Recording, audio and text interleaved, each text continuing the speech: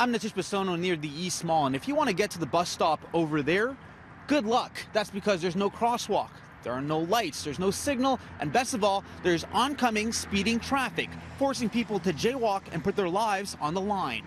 If you're trying to get to and from the bus stop on the East Mall at West Deane Park Drive, cross at your own risk. That's because TTC riders are taking a risk without a crosswalk, signals, or signs to help them get to either side, making this a potentially dangerous stop.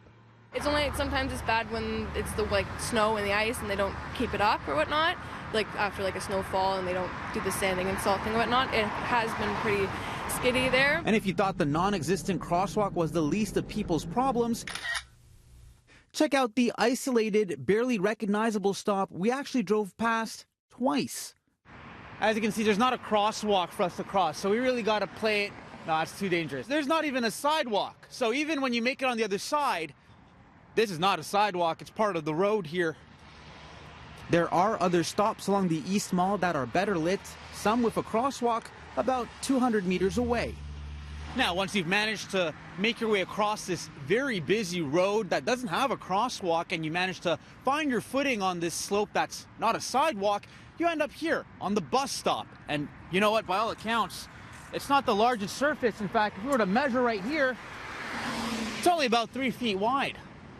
So why do people risk their lives to use this bus stop? Shorter walk, it's cold out. I live all the way down here anyways, so yeah, I like to get off here. Now, this isn't the first treacherous bus stop design in the city.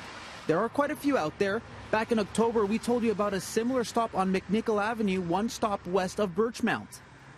At the time when we spoke to the TTC, they said they were planning on reviewing all 10,000 bus stops in Toronto to ensure every stop is at a signalized intersection or at a crosswalk.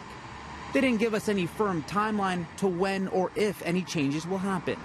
They have to have the crosswalk over there by the Shoppers. They should have one maybe here. It would be nice, but again, you just got to be careful when you don't have the crosswalk around. Now, we tried to get some answers from the TTC, who says they work closely with the city, who deals with any issues when it comes to shelter, lighting, signals, or signage. We reached out to the city. They told us to reach out to the TTC. We told them we did, and then they said they would look into this.